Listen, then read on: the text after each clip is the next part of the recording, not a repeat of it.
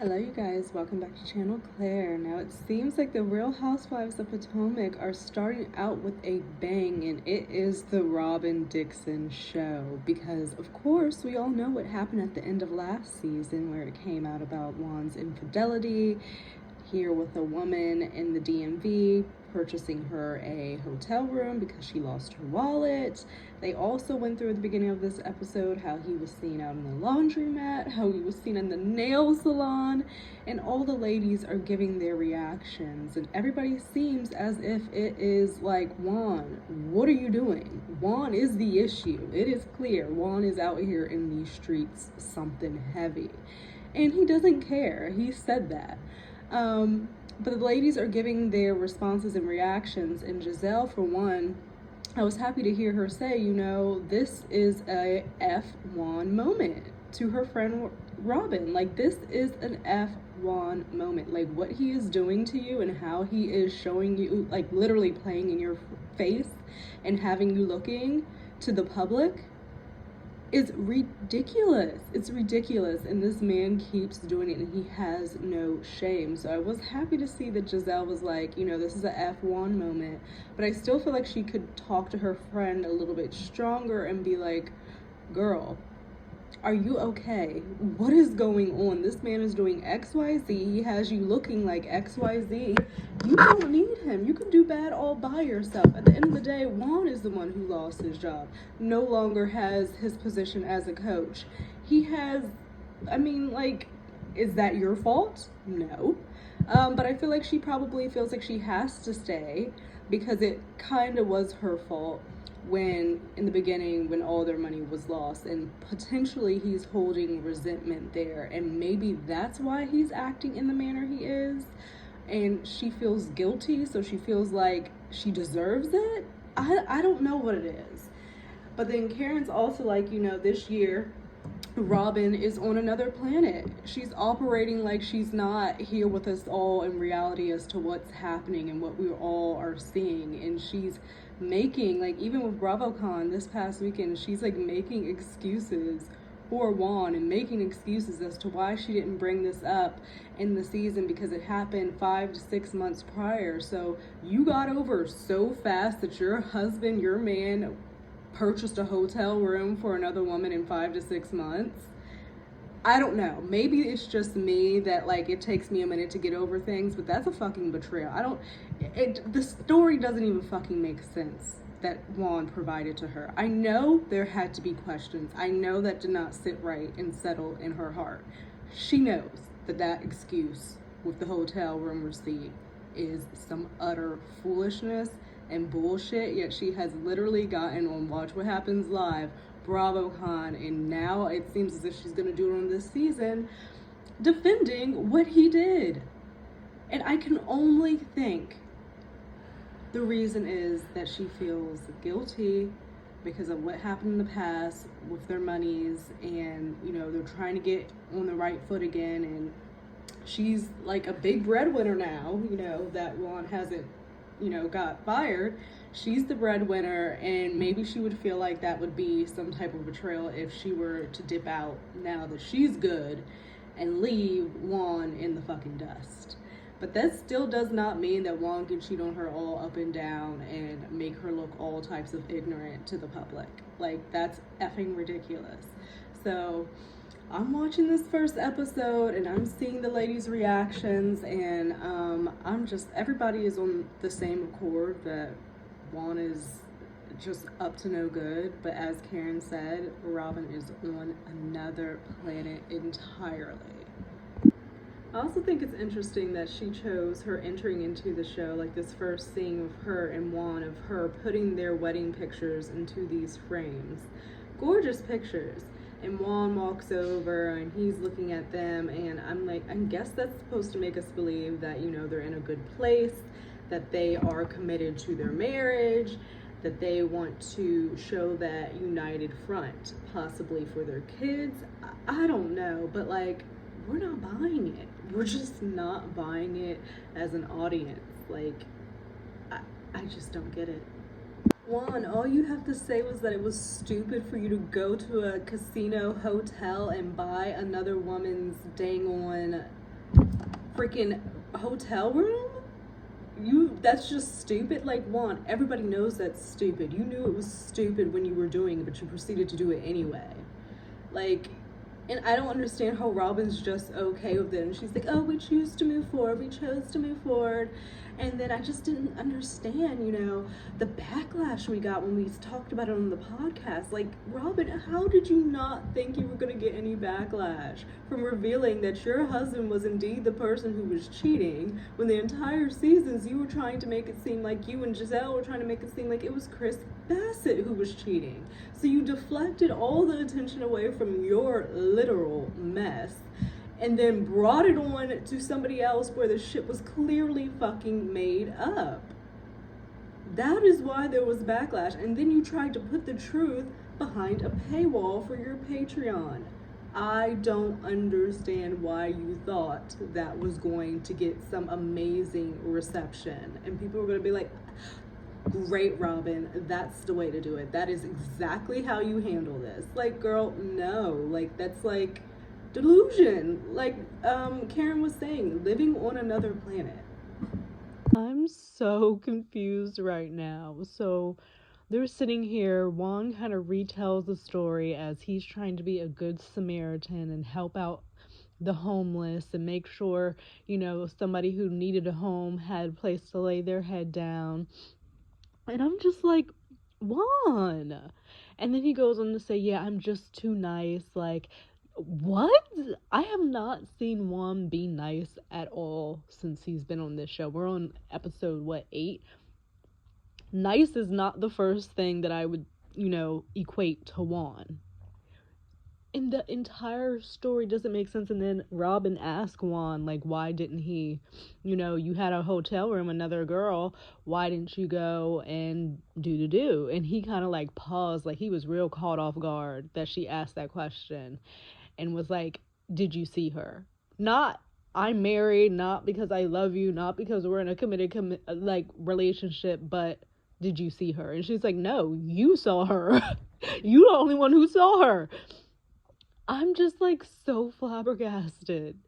And I see Robyn looking at him and I see him looking at her, and I'm like, she knows he's motherfucking lying.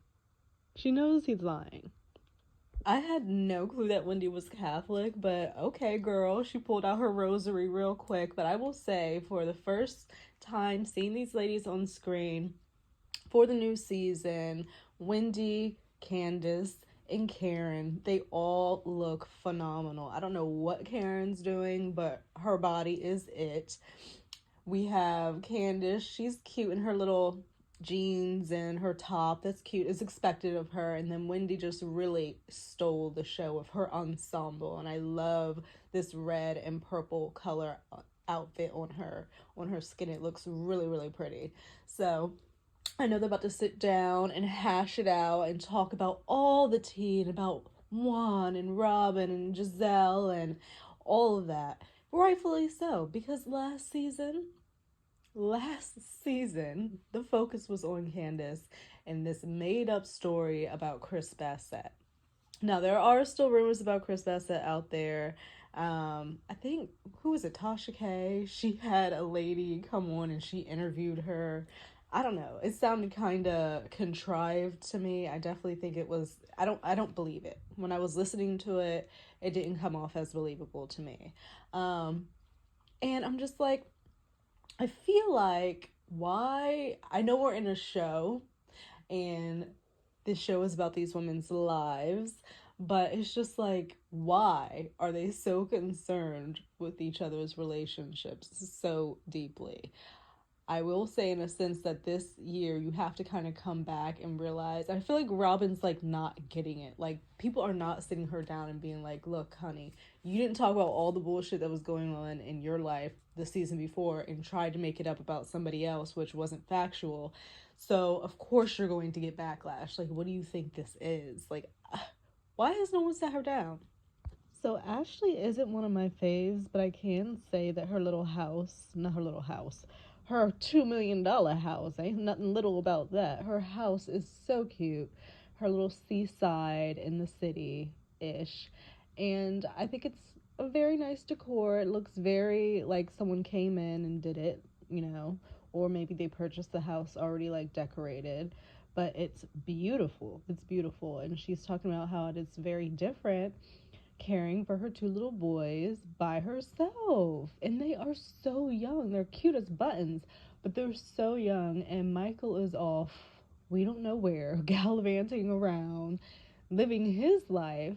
And I just feel like she got the shit end of the stick. Yes, she got a $2 million house that she's probably stuck with, and maybe she has a certain amount of time before she can even sell it and make money off it or whatever. But other than that, what is she getting out of her deal with Michael? It just seems like he got the better end of things. But it's good seeing everybody back on the show, and the kids have grown up so much. But dealing with that on your own is just like, I couldn't imagine. I really could not. I'm seeing she does have a nanny named Daisy, because she was like, oh, it's really just me.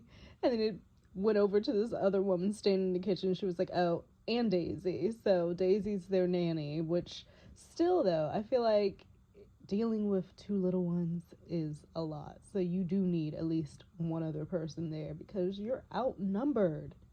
What I will also say is that I like about Ashley, she knows her situation with Michael is fucked up. And she's more honest about it. She's like, I'm dragging my feet on this divorce because it's a security right now. He's paying child support. His name is still on the mortgage. If something happens, she still has that to fall back on.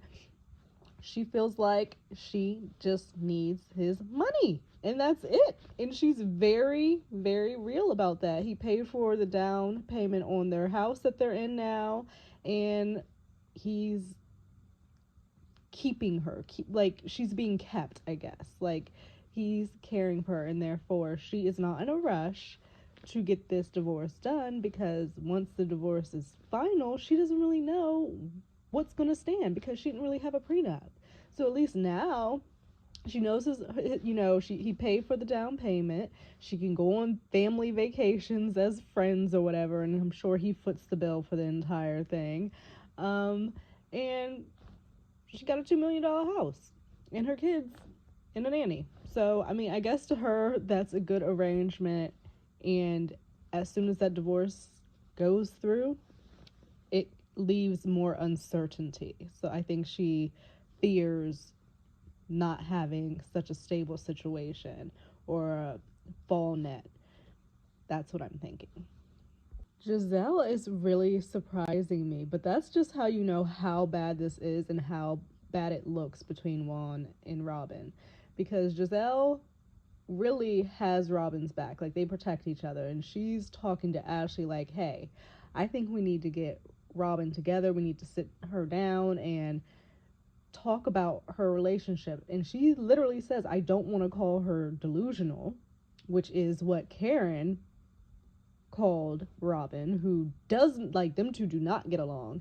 So for her good friend to call her delusional, or say she doesn't want to call her delusional, but that's pretty much calling her delusional, and wanting her to look at her relationship in a different perspective, is saying, like, girl, this is not good. What is going on? Like, this looks bad. Are you okay? What is up? And trying to get her to see that, like, it doesn't have to be this way. You don't have to be in a relationship like this if this is something you don't want to deal with. So I think that Giselle is being a good friend by wanting to kind of sit her down and try to wake her up to talk about this, because I definitely think she needs it. Is she going to take the advice? Is she going to listen?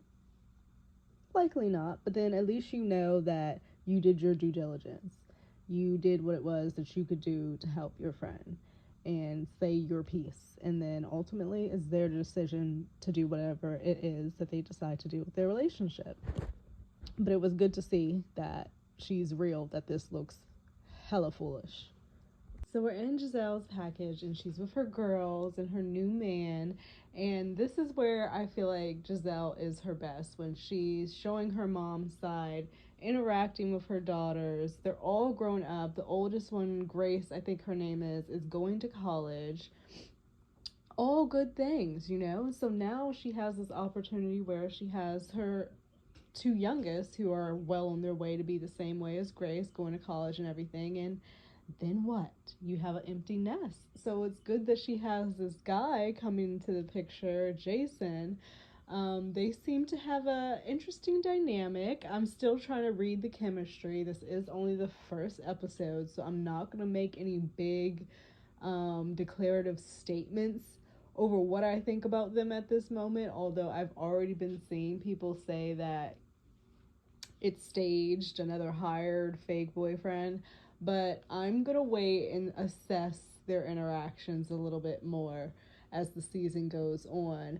I do think that seeing Giselle in this different light where she's being really, really, really real about her friend Robyn, like really real about it, and how she's looking crazy because she literally said that, and just like seeing her as a mom and getting into this new relationship, I think this is a better, fresher light for her. But we'll see how she fares going into the season. I also like Mia because she's very honest. She is like showing off her place in Bethesda, which Bethesda is really high. So even that space, like even their living room looks so small because they have that big ass furniture too. But it's a tight squeeze, and I live in the area, and I know that joint up in Bethesda is at the low end, at the very low end, probably like 21, 22, just for that.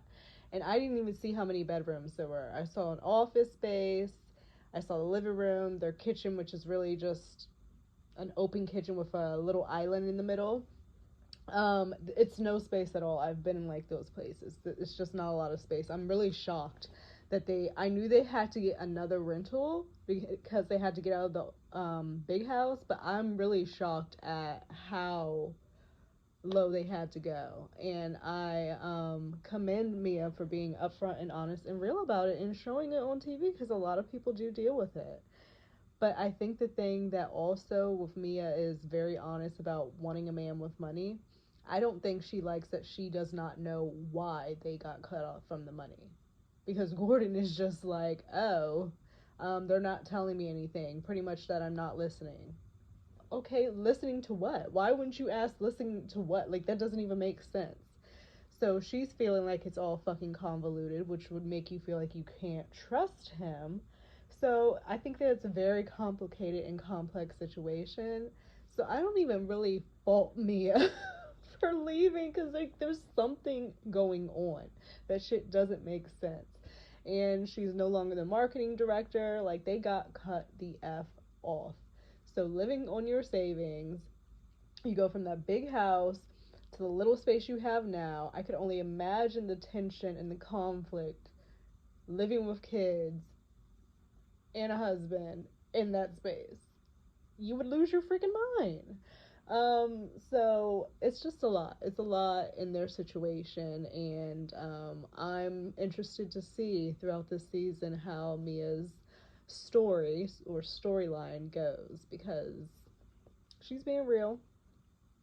Woo! She's being really, really real, and so on top of all of that, Gordon was sitting on the couch for 2 to 3 months, not doing anything. I guess that she's having to work and keep things going for the household, for the family. That's stressful. You come in, your husband's on the couch doing nothing. So apparently she was cussing him out and was asking him, what did you do? Because she felt like he did something as well. Because how do your brothers just decide to cut you out and say you're not listening? And then she's bringing up how there were rumors of an audit. And apparently everything looked cleaned per Gordon. So if everything was clean, CPA said everything was clean, and your audit went well, then why would you get kicked off of your accounts? Those are all the questions I'm sure Mia has, and why she is like, peace, you knew what I wanted before we started this show, okay? And then all this shady shit is happening. She says she has to protect herself and her kids. So she's like, I'm gonna drop the dead weight. And she peaced the fuck out, and she's on to the next. I mean,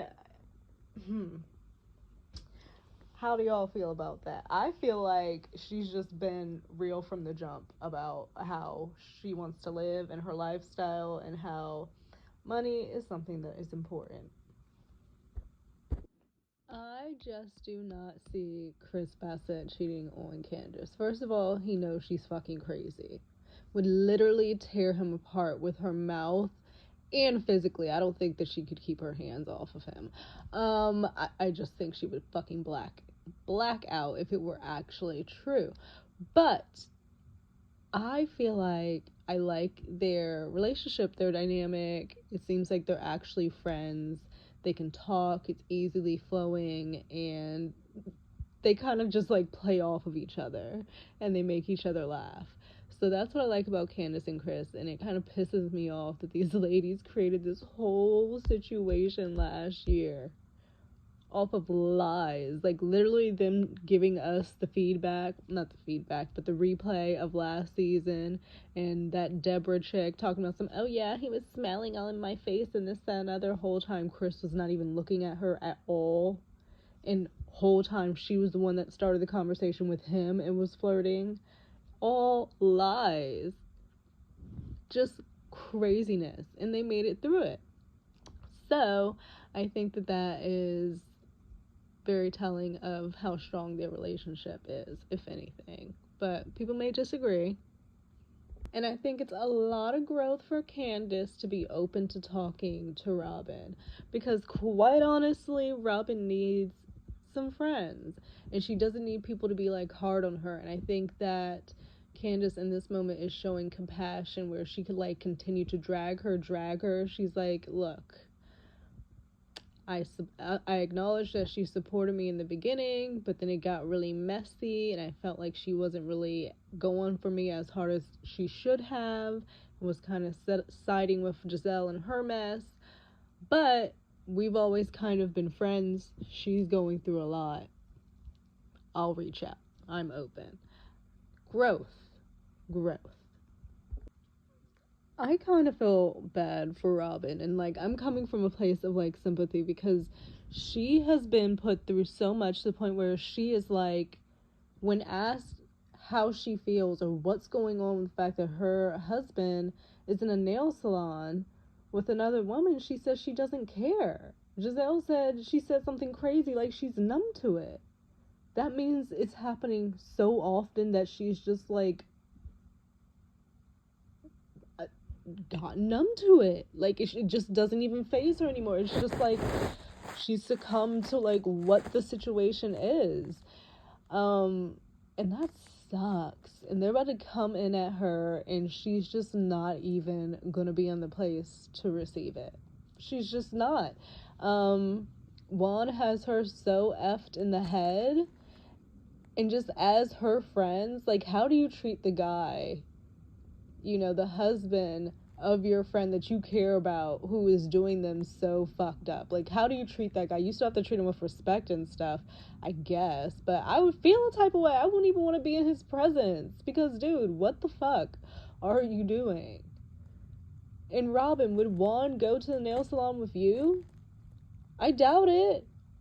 So how is it okay for him to go to the nail salon with some other woman?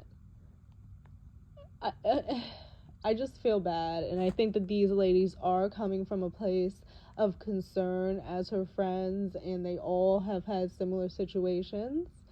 So I do feel like it's really coming from that pure intentional place, and I mean, they're on a TV show. But I don't think this is a shady factor at all. It's simply like, we want to be here for you. We got you. This is completely ridiculous that Giselle had these women coming down this steep ass, broken ass fucking hill into this, like, what the fuck is going on? Watching them struggle getting down this thing. And then, of course, we already feeling like Robyn is in a fucked up situation. We get this shot of her literally struggling worse than any of them down this damn hill to go basically be told she's acting delusional. Oh, Giselle, please get your house together.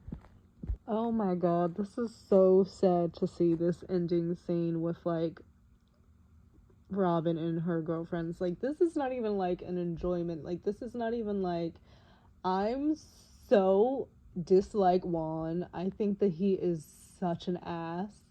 And he does not care. So she's like, what am I supposed to do? That's her response that I'm getting the most and hearing the most. She's like, what am I supposed to do? I can't tell him he can't be friends with someone. I can't say, oh, you can't do this now when it was okay before. And they're looking at her like, girl, why not? Because he was just doing something dumb with a girl from Canada, in a fucking hotel and signed a receipt. Like, what? I don't, and hearing her just be like, I don't care. What am I supposed to do? And I feel like in that moment when Robyn asked Giselle, what is she supposed to do? Giselle wanted to say something more, but she felt like Robyn was on the defense, A, and B, she's on camera, because the response should be, leave his motherfucking ass, because he does not care about you. They keep saying, he doesn't care about the way it looks, but it's like, ultimately, he doesn't care about you. She says he called her up about, like, the nail salon and the laundromat and letting her know, hey, I'm going to be doing this, I'm going to be doing that. And she tells him, Juan, the block is hot. And he's like, what am I supposed to do? Like, stop my life? He proceeds to do it, even though he knows how it's going to look and how it's going to make her look. And he won't be willing to just shift anything of what he's doing based off his past behaviors of being an asshole. Like, he is such, like, a fucked up dude. Like, he's so fucked up. Like, Juan, like, he is so fucked up. Like, when you think about it, like, he does not like Robyn. That is so wild. Robyn, why are you saying bring it on? I don't give a fuck anymore. They're not trying to bring it on. They're not trying to attack her.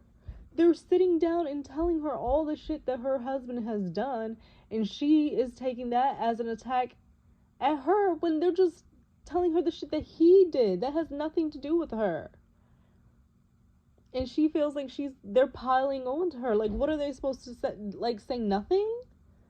Sit back and just, like, watch their friend be walked all over? And she's like, pile it on. Super defensive. Wow. This is gonna be an interesting, deep-ass motherfucking season. This is gonna be a good season.